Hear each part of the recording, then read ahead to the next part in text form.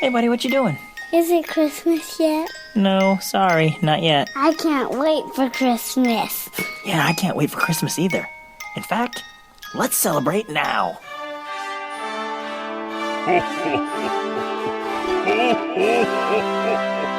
Welcome to the Can't Wait for Christmas podcast.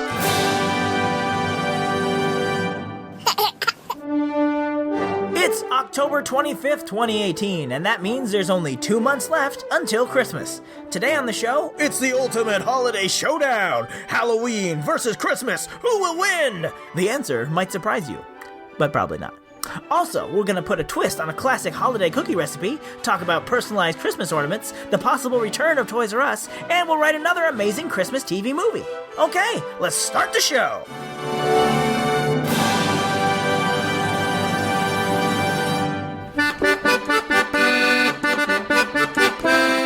A holly jolly hello to you, my festive friend. Welcome to the podcast. I'm Tim Babb, comedian and full-time Yule Fool. And this is it. It's late October. We're about to turn that corner into Christmas season. Ain't no stopping us now. Christmas will be here before you know it. But in the meantime, I think we need a little Christmas. Now. We need a little Christmas now.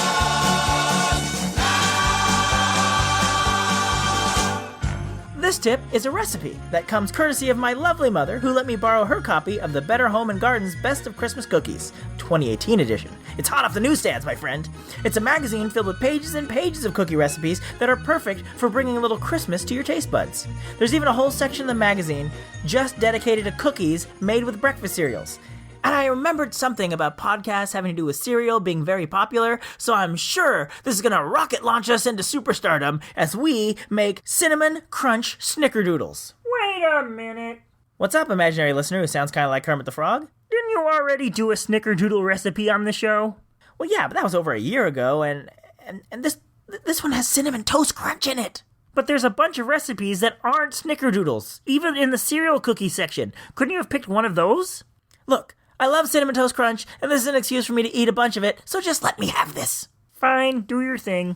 Okay, first, let's get the ingredients.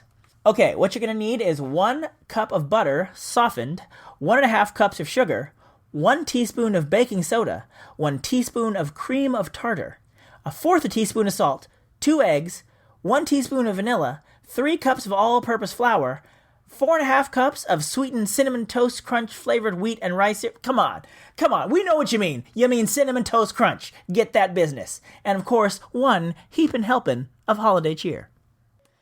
So they say to put the butter in a bowl and beat it on medium for 30 seconds. And then you add the sugar, baking soda, cream of tartar, and salt. You keep beating it until it's all combined. I guess you got to scrape the bowl as needed. Then you beat in your eggs and your vanilla. Beat in the flour. Stir in 1 cup of the cereal, cover and chill for a half hour to an hour, or until the dough is easy to handle. Because sometimes that dough be hard to handle. You know what I'm talking about? The dough be like, hey man, I don't want you to handle me. And be like, hey man, handle your business, dough. And the dough be like, don't. No?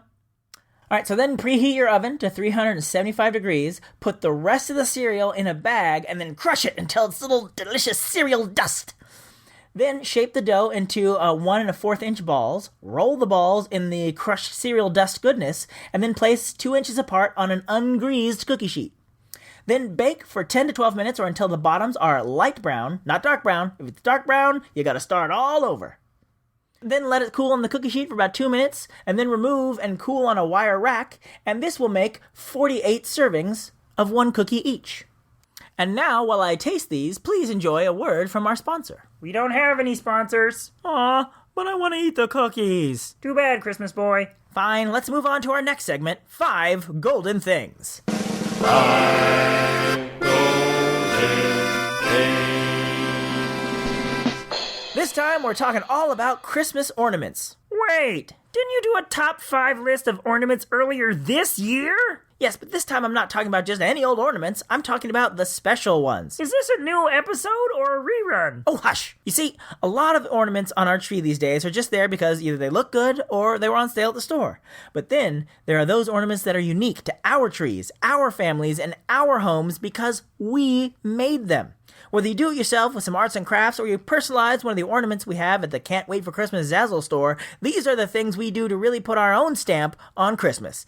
Here we go. Number 5. A new pet. When a new dog or cat comes into your life, you definitely want to mark the occasion with an ornament.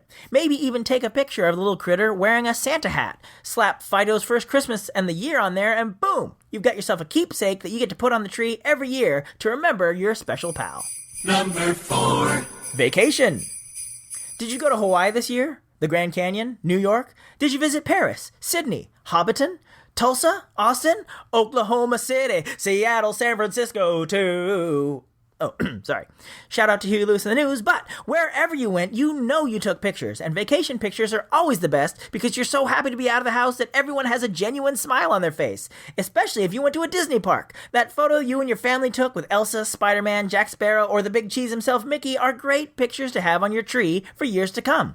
Plus, if you really enjoy that vacation, seeing it on an ornament is a good reminder to ask Santa if he can hook you up with a return visit. Number 3. Graduation. This is a big one. Whether you've earned your degree, completed basic training, gotten your high school diploma, finished with the 8th grade, completed kindergarten, or even moved on from preschool, odds are there's a picture of you in a cap and gown type situation that would look great on your tree.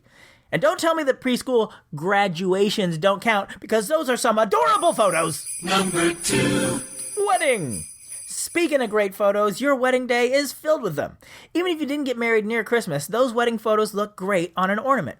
Plus, don't you remember how much you paid for that photographer? You should get your money's worth and turn those wedding pics into Christmas cheer. Honorable mentions. Death. Yeah. This is a rough one for a Christmas comedy podcast, but I had to include it. Remembering loved ones who have left us is something we all have to deal with sooner or later. Paying homage to them by making them a part of future Christmases is a lovely idea. They already take up some real estate in your heart. Why not give them a little real estate on your tree? Number 1. New baby! And now a total reversal of emotions. When you bring a new life into this world, you can't wait to tell everyone. You're just snapping pictures like you're Peter Parker on assignment for the Daily Bugle. This one has the added bonus of getting better every year, because as your baby grows up, you start to kind of forget what they looked like as a baby, but then as you go to trim the tree each year, you'll pull out this baby photo ornament and go, "Oh, look how widow you were! Oh, my precious widow baby!" Now, one drawback to that is your kids will hate this. But you know what? They're about to get a bunch of toys, so they can deal with it. And that's our list. Have any other life events or situations that you think would make good ornaments? Let us know in the comments at Facebook or at can'twaitforchristmaspod.com. Or you could head on over to our Zazzle store where we've got several type of ornaments for you to drop your photos into and put one of these memories on your own tree. Or you could just use construction paper, a photo printout, and glue and do it yourself. You're absolutely right. That kind of doubles as a little Christmas Now activity, because, you could make the ornaments as a family, right? I don't know, man. I'm just trying to undercut your crass commercialization of this podcast. Well, mission accomplished. Now we can move forward and backward at the same time. What? We're going to let you have your say about our previous episode as we hear little feedback from our last show. Messages from listeners everywhere. Feedback on our last show. Feedback on our last show. So, last episode, Jeff from the Mousetalgia podcast graced us with his 5 favorite versions of Have Yourself a Merry Little Christmas. And it was awesome. And I can say that without being biased because he put that together all on his own. I had no hand in his part of that show. So, I'm just so grateful that he did that for us. And I see that it inspired a few of you to chime in with your favorite versions of that song. For instance, Amy posted on our Facebook page, "Can I add this honorable mention for best version of Have Yourself a Merry Little Christmas?" And she put a link to the version by Bert and Ernie from Sesame Street. Have yourself a merry little Christmas. Let your heart be light. From now on, our troubles will be out of sight. Brian also added to the version by the Looney Tunes. Have yourself a Looney Toony mistletoe-y, nice-hooty, ho-ho-ho-y, absolutely never gloomy Christmas with us. On the flowy cheeks are rosy. And the growing still get cozy. Kiss It's an elf, you'll have yourself a loony Christmas. And finally, a Tim... Babb? B-A-B-B? Not sure how to pronounce that. But Tim suggested the version by John Denver and Rolf from the Muppets. Hang a shining star up on the highest bough, and have yourself a merry little Christmas now.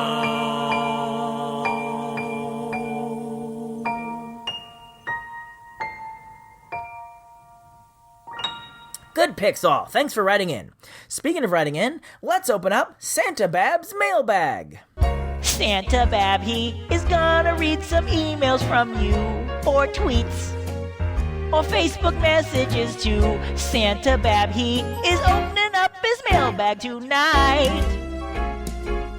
Before we start with the letters, I'd like to remind you, now is a great time to leave a review for this show at iTunes or Apple Podcasts. Remember, if you leave a review and then email me at christmas@tancast.com, I will send you a button with Santa on it saying, "Is it Christmas yet?" And at the bottom it says, "Can't wait for Christmas podcast."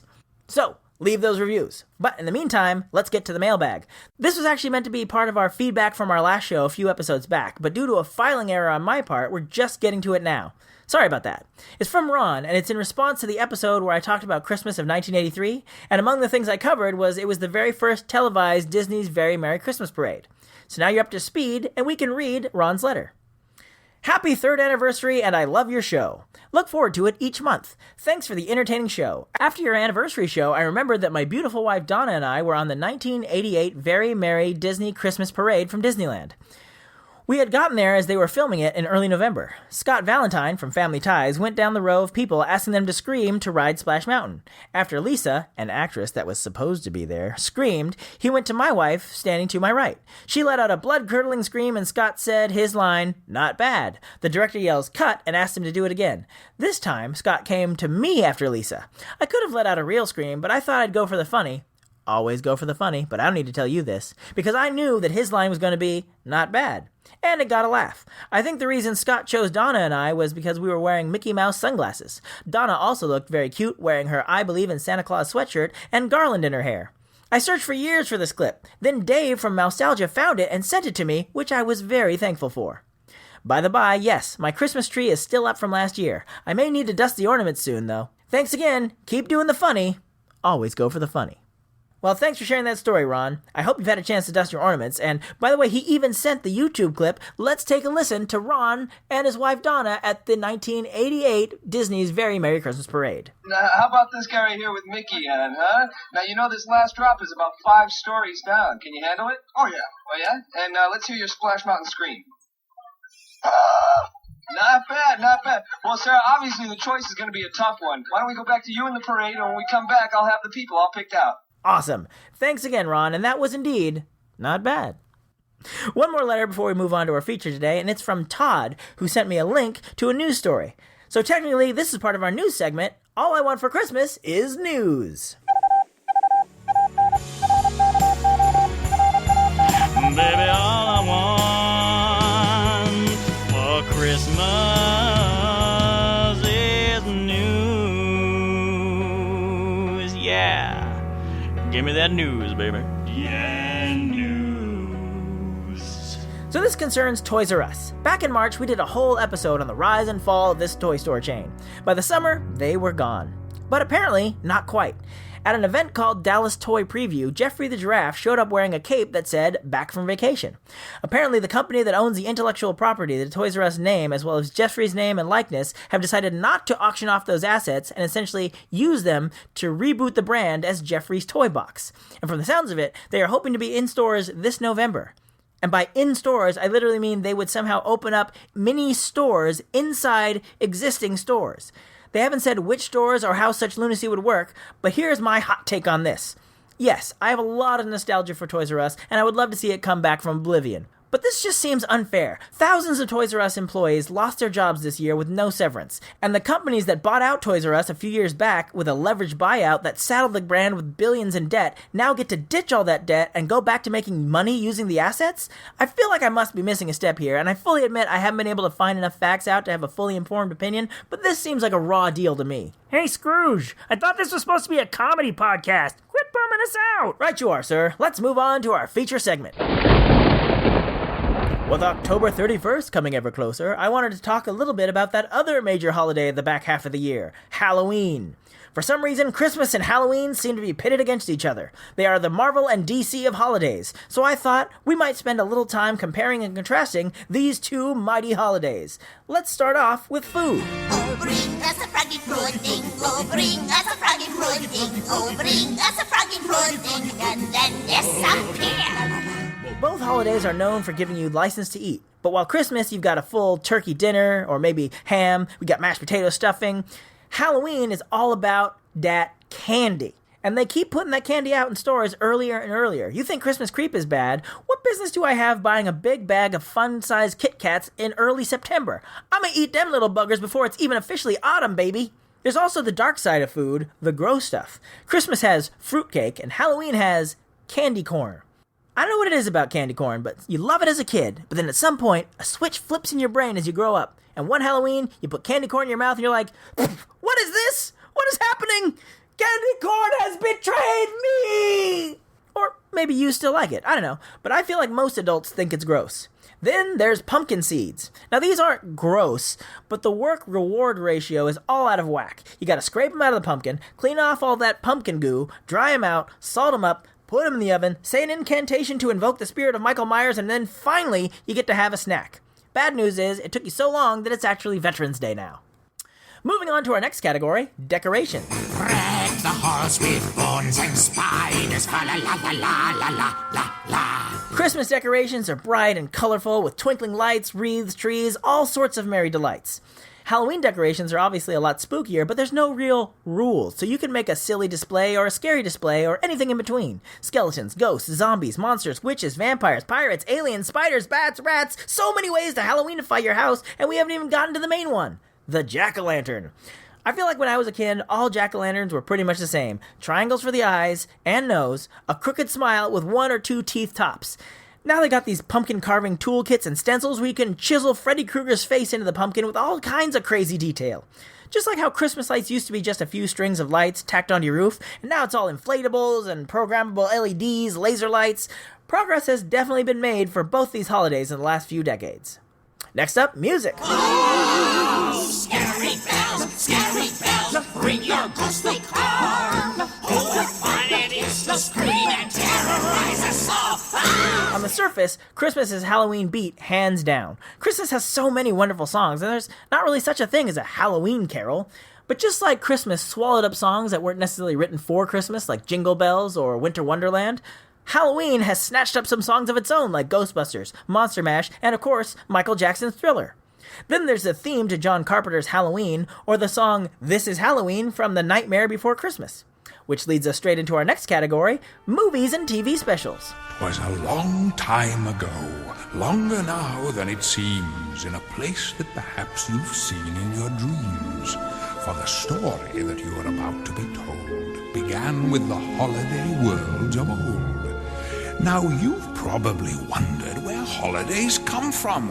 If you haven't, I'd say it's time you begun. Christmas and Halloween share The Nightmare Before Christmas, but Christmas has so many movies. It's a Wonderful Life, The Santa Claus, White Christmas, Miracle on 34th Street, and more tellings of A Christmas Carol than you can shake a stick at. But Halloween is a bit different. There aren't that many movies about Halloween. Like there's that Michael Myers movie that's been rebooted and resequelized like a bajillion times, but Halloween is kind of lucky in the movie department. Because a movie doesn't have to be about Halloween to be a Halloween movie. There's no need to argue like we did for Die Hard being a Christmas movie. Pretty much, if it's a horror movie, you're good to show it at your Halloween party. Same is true for TV specials. Sure, Christmas has Rudolph, Frosty, and the Grinch, but for Halloween, you can just binge watch The Twilight Zone, Stranger Things, American Horror Story, or The Bachelor. The Bachelor? What? Am I the only one who finds that show incredibly creepy? But Christmas and Halloween each have the distinction of having a classic Peanuts special. It's a Charlie Brown Christmas, and it's the Great Pumpkin Charlie Brown. Good grief, that's some entertainment. Oy. And that leads me into my next topic, celebrating in the off-season. Thank you, Santa Claus, for bringing your cheer. Please hurry back. We can't wait till next year. Outside of places like this podcast, there are not a lot of opportunities to celebrate Christmas when it's not Christmas time. I mean, they give us a pass for Christmas in July, but that's about it. But you can crank up one of those horror movies any day of the year and no one will bat an eye. You can even throw a costume party anytime to get some more use out of that Halloween costume. And is there ever a time when it's not appropriate to eat candy? Candy time is any time. Does that mean we can have candy now? What? No. How'd you boys get in the Christmas cave? What you said, candy time was any time. All right, you two, back to bed. Candy, candy, candy, candy. Okay, well, speaking of kids, let's turn to my favorite subject, Disneyland. What's this? Wish you were scary Chris. We wish you were scary Chris. We wish you were scary Christmas and the haunted New Year. I've talked before about how beautiful Disneyland is at Christmas time. They decorate the whole park, the characters get special costumes, there's a Christmas parade, and a Christmas fireworks show. They even put overlays in some of the rides to make them Christmas themed. Well, they do all that and more for Halloween. Space Mountain becomes Ghost Galaxy. Mickey and the gang have special Halloween outfits. There's a parade of Disney villains and a Halloween fireworks show. What's more, they have special events at nighttime where they close off the park, so only people who have tickets for these ticketed events are allowed in. And there are stations to trick-or-treat for the kids, a bunch of chances to take your pictures with characters you don't normally see in the park, like the hitchhiking ghosts. Which is funny, because during Halloween, the hitchhiking ghosts aren't in the Haunted Mansion at all, because the folks from The Nightmare Before Christmas have taken over the mansion, and they're not leaving till well after Christmas. And that circles us back around to Christmas and Halloween sharing the spotlight again. I love this. To me, they're like chocolate and peanut butter, two great tastes that taste great together. But some Halloween fans can be downright hostile to Christmas folk. One example that just happened as I was writing this episode, a pal of mine, Adrian, posted on his Facebook, "As we inch closer to the end of October, my arms open wider for the sweet embrace of Christmas." That seems perfectly fine, right? Well, not to some of his friends who felt the need to shout him down with stuff like "too soon" and "boo" and "I'm not done celebrating Halloween yet." Halloween friends, listen to me. The fact that I'm starting to celebrate Christmas early does not change your Halloween. I'm going to celebrate Christmas. How does that affect you? Did you think I was going to run over to your house and rip down all your spooky decorations, throw your pumpkin in the trash, and start throwing tinsel around? No! I'm doing it at my place. The same goes for people who complain about Christmas stuff being in the store too early. What's it to you? Just don't go down that aisle. I mean, Target has a whole section dedicated to pet food and supplies. Do I complain because I don't currently have a pet? No, that'd be ridiculous. And that's the whole point. Hey, Tim. Stop being so worried about what other people are doing. Tim. If you like Halloween so much, great. Enjoy it. Go nuts. Tim. But don't tell me that I can't start whistling Jingle Bells until you deem it late enough in the year to do so. Tim! What is it? I'm trying to find my soapbox and it's nowhere around. Have you seen it? Soapbox? Oh, I seem to be standing on it. Yeah, I noticed. Could you get off the soapbox now, please? Well played, Frog Voice. I guess what I'm saying is in the fight of Christmas versus Halloween, the winner is, there shouldn't be a winner. They shouldn't be fighting. Halloween, Christmas is not your enemy. Both are holidays with pagan roots that were co-opted by Christianity, involve food, decorations, and family. People will try to tell you they're for kids, but they're for everyone who wants to get in the spirit. So Halloween, don't be threatened by Christmas. Take a cue from Jack Skellington and embrace all the holidays you can. May Jack's ghostly presence now follow you home, and stay in your heart where'er you may roam. For now you know what happens when holidays meet. You might get a trick or a holiday treat. Besides, if you want to fight, why don't you stay tuned for our next feature, Who Sang It Best? Last time we were comparing two versions of Have Yourself a Merry Little Christmas, thanks to our good friend Jeff from the Mousetalgia podcast. We pitted his favorite version, the one by Christina Aguilera, against the guy who was the topic of that show's feature, Andy Williams. And it was a slaughter. I am so sorry, Jeff, but the people have spoken and spoken loudly. Williams crushed Aguilera 95% to 5%. I think that's the most lopsided result we've had in the history of Who Sang It Best.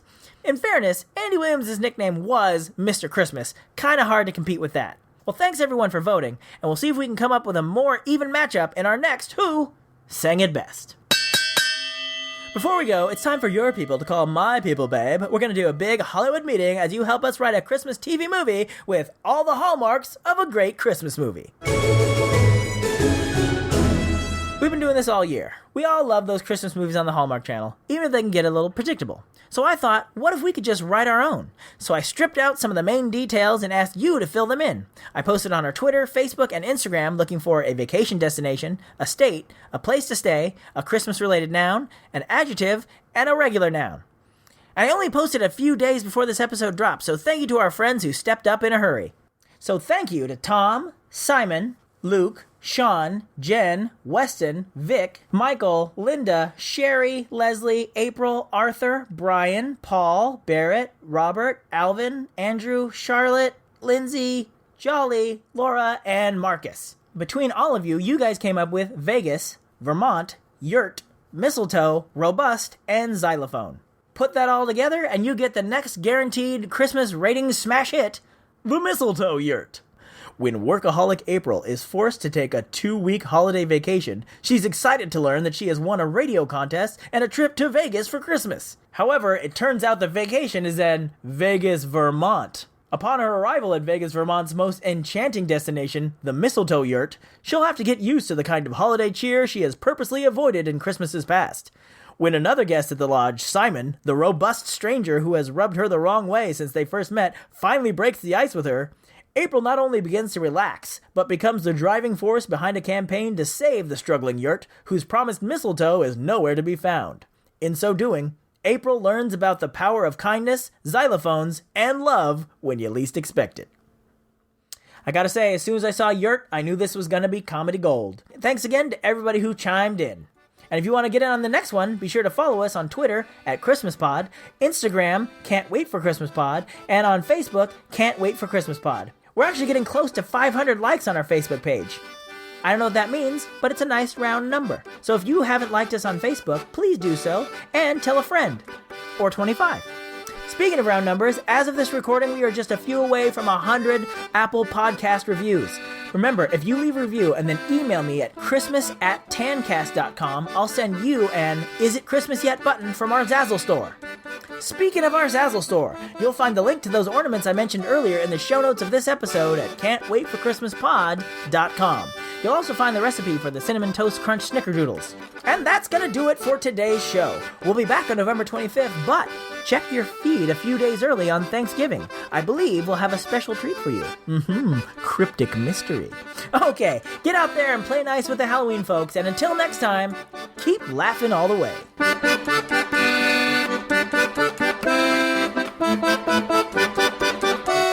And that was Christmas 1983.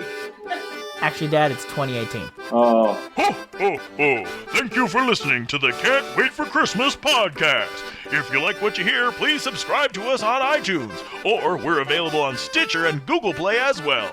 If you'd like to leave a comment on this or any episode, go to our official website at can'twaitforchristmaspod.com.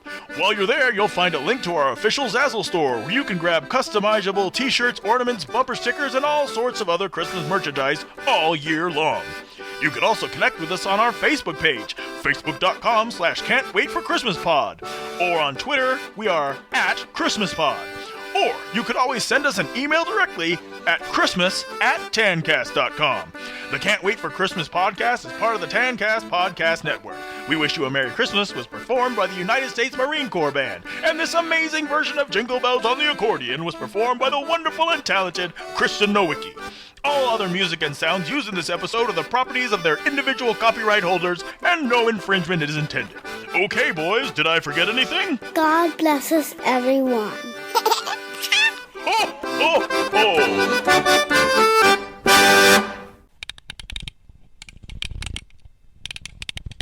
I will go hang my keys up so that I stop jingle jangling while I'm trying to record, because I don't want to have to edit out all my jingle jangles. I've got keys that jingle, jangle, jingle. I'm in a singing mood this morning. A holly jolly hello to you, my festive friend. Welcome to the podcast. All right, calm down. Whew. I want to come at you with false energy right off the top. It's got to be genuine energy. Genuergy. Genuergy? Something like that. And I don't have the recipe book, so I've got to go over here and grab it. And now I've got it. And now it's got... That's the story of Tim grabbing the recipe book. Oh.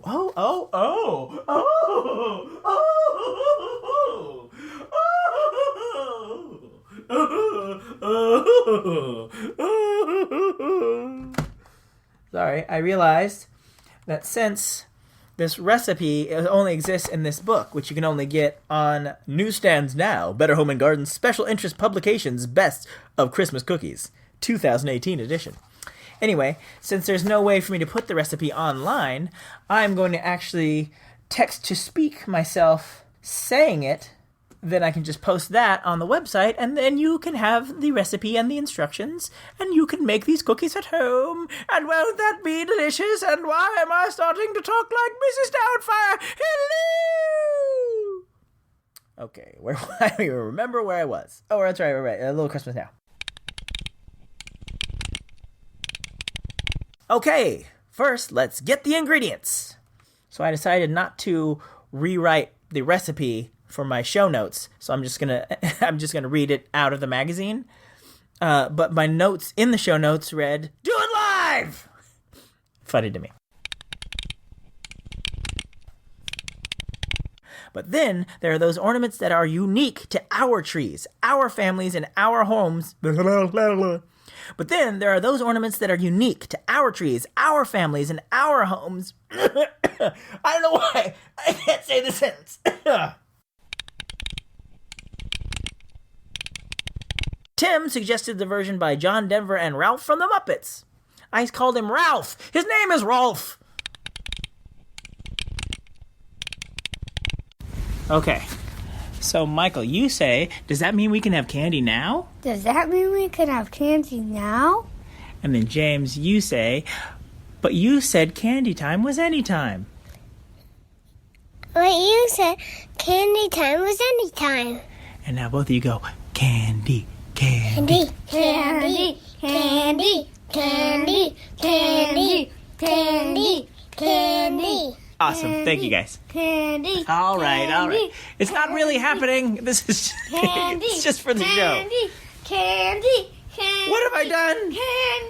Candy. All right. Thank you, bye.